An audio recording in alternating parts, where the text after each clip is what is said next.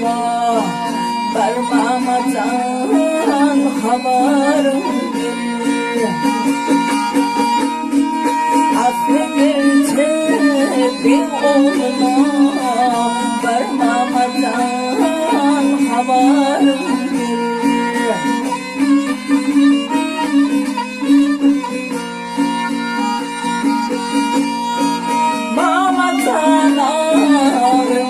bir oğlu birey sığansın bilene oynap gülsün parmağımdan haberim gelir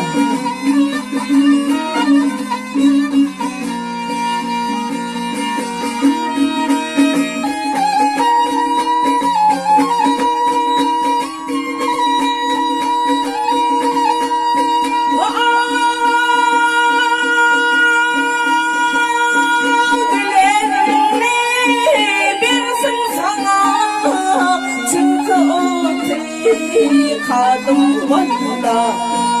çünkü o bir kadım valla benim bilene oynap gülsün parmağımdan haberim gelir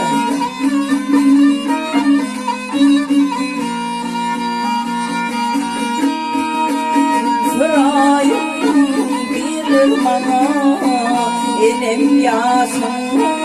yüzünde otokadım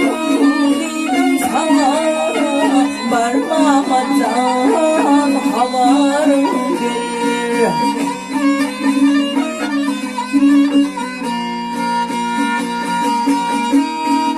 yine yüzüm kılla biriyim parmağımdan haberim gelir gitmamdan haberim gelir parmağımdan haberim